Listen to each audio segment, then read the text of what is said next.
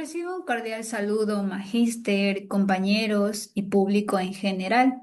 Somos el grupo 14 de la materia de Educación para la Identidad, Sexualidad y Convivencia Armónica, paralelo C6, de la carrera de Educación Básica, modalidad en línea.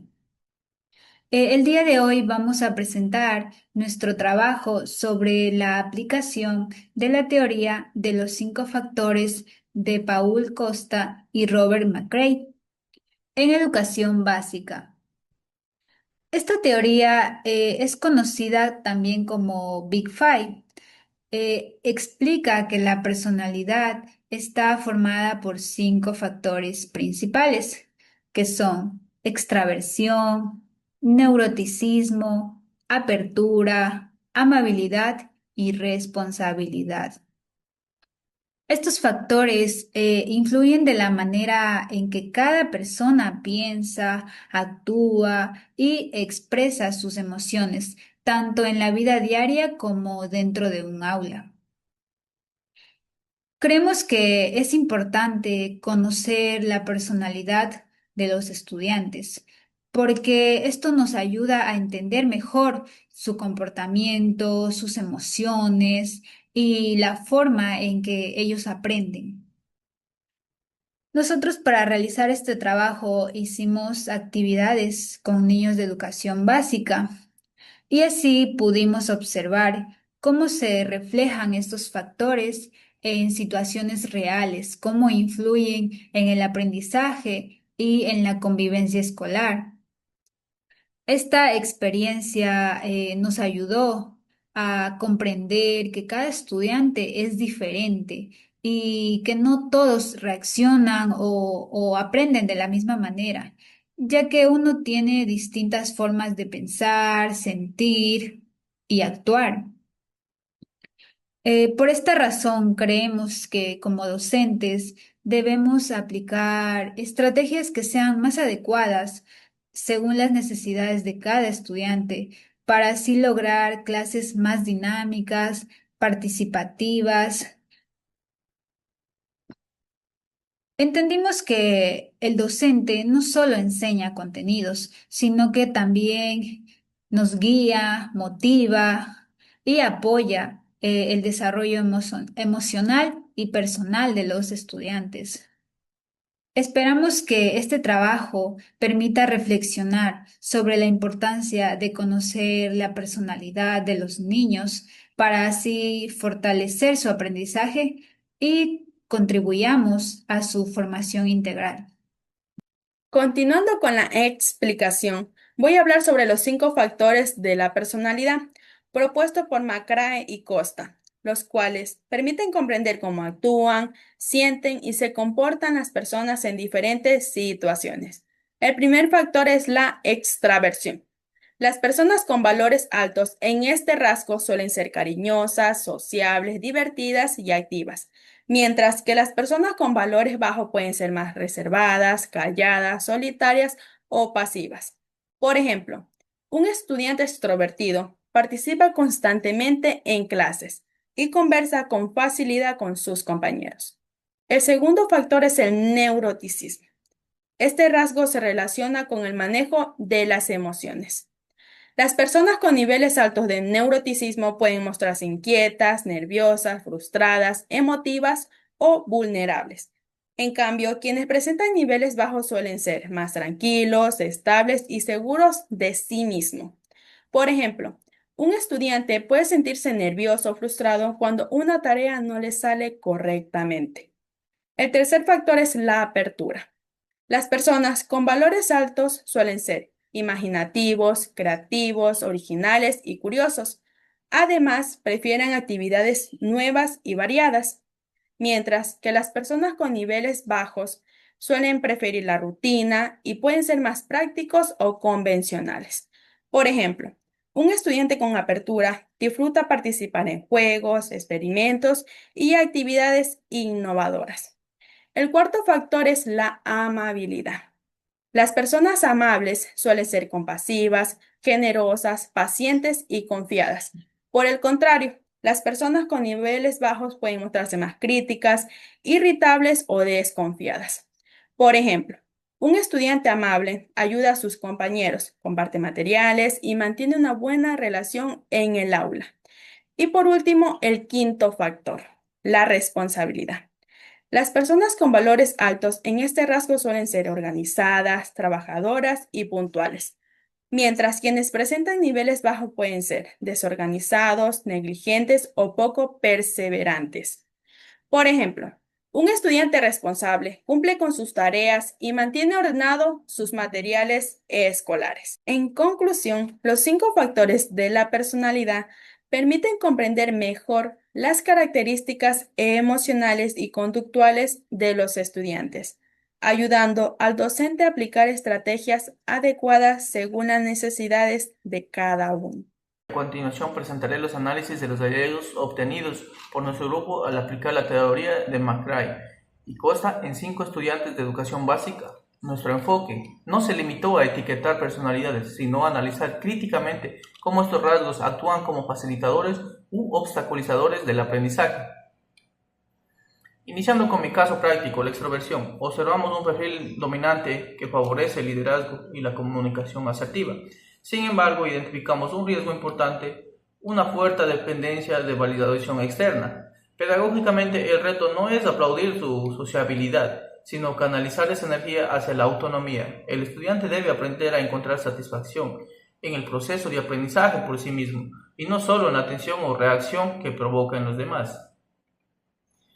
En el factor neurotismo evaluado por mi compañera Carolina, hallamos un impacto directo en el desempeño. La ansiedad y la frustración actúan como verdaderos inhibidores, una inestabilidad que según el análisis que se hizo, se percibe por la presión familiar. La conclusión aquí es clara, el docente debe priorizar la seguridad psicológica y enseñar técnicas de regulación, como la técnica del semáforo. Antes de forzar contenidos complejos, si no hay regulación, habrá bloqueo cognitivo ante el error. Pero en el caso de mi compañera Mariluz, mostró una alta permeabilidad a nuevos conceptos lógicos, gracias a un entorno familiar que fomenta la libre expresión. El estudiante aborda temas complejos como las fracciones, no como un problema, sino como una exploración creativa.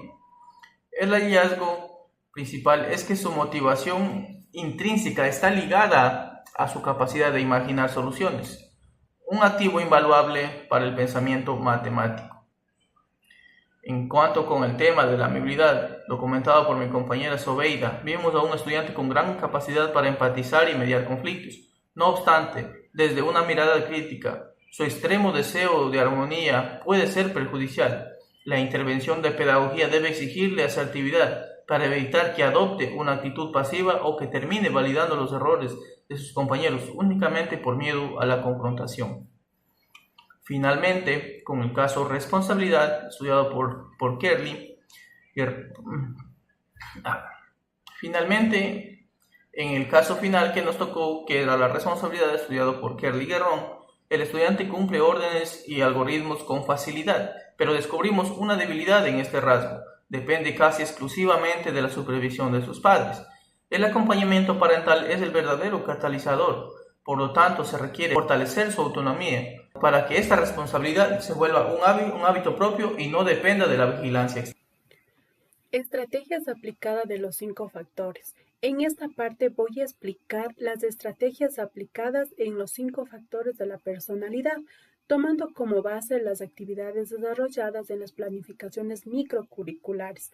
El factor de apertura a la experiencia se aplica estrategias de creatividad y la exploración. Por ejemplo, se utilizó una caja sorpresa de cuentos, colores, plastilina, imágenes y música suave para despertar la curiosidad y la imaginación del estudiante. El factor neuroticismo se utilizó una estrategia que estuvo enfocada en el reconocimiento y regulación de las emociones. Se trabajó con el semáforo de emociones, donde los estudiantes identificaron cómo se sentían frente a situaciones escolares, como cuando una tarea no les salía bien. Además, se realizaron ejercicios de respiración y diálogo guiando para enseñarles a controlar sus emociones y actuar con tranquilidad. Esto ayudó a promover el bienestar emocional y una convivencia armónica dentro del aula.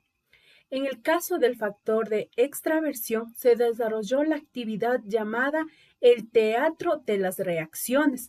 Los estudiantes dramatizaban situaciones sociales como la llegada de un compañero nuevo y luego reflexionaban sobre cómo actuarían y cómo se sentían. Esta estrategia permitió fortalecer la comunicación, la participación y la interacción social entre los estudiantes. El factor de la amabilidad. Esta estrategia estuvieron relacionadas con el trabajo colaborativo a través de ejercicios de fracciones. Los estudiantes no solo resolvían problemas matemáticos, sino que también ayudaban a sus compañeros explicando el procedimiento con respeto y paciencia. De esta manera se fomentaron valores como la empatía, la cooperación y el apoyo entre pares. Finalmente, el factor de responsabilidad. Se aplicaron actividades enfocadas en el cumplimiento de tareas y la organización personal. Los estudiantes reflexionaron sobre sus responsabilidades en la escuela y en el hogar. Elaboraron lista de actividades y organizaron sus útiles escolares. Estas acciones fortalecieron hábitos de orden, compromiso y participación activa en el aprendizaje. La personalidad como construcción compleja. Hoy quiero reflexionar sobre algo que va más allá de los libros, la personalidad en el aula. Lejos de ser una etiqueta fija, comprender la personalidad desde el modelo de M.C. Kreis y Costa nos obliga a verla como una construcción compleja. No hablamos solo de rasgos biológicos, hablamos de una danza entre la herencia y el ambiente. Como vimos en nuestro registro de hallazgos, la apertura o la amabilidad no operan en el vacío, son el resultado de cómo el temperamento del niño se abraza o se resiste a un contexto familiar y escolar. La personalidad es un sistema dinámico, es la forma en que el estudiante procesa el mundo para poder aprender de él. En cuanto a lo que es la relación teórica, práctica y mirada crítica, en mi práctica con el estudiante de sexto año en el área de matemática, la teoría cobró vida. Al trabajar las fracciones heterogéneas, noté que el factor de responsabilidad era su gran aliado. El orden en su cuaderno refleja un orden mental para el algoritmo. Sin embargo, aquí entra mi mirada crítica. Las teorías de rasgos como el Big Five a veces corren el riesgo de ser reduccionistas. No podemos olvidar que el sistema educativo a menudo premia la responsabilidad, orden y obediencia e ignora o castiga la extraversión o la apertura si éstas no encajan en el silencio en el aula. Mi crítica es que el docente no debe usar estos factores para clasificar, sino para entender las barreras. Por ejemplo, un alto neuroticismo no es un defecto, es una necesidad de mayor seguridad emocional antes de lanzar un reto matemático. Estrategias pedagógicas diferenciadas. Para cerrar, ¿cómo transformar esto en acción? Propongo 3 estrategias basadas en mi intervención.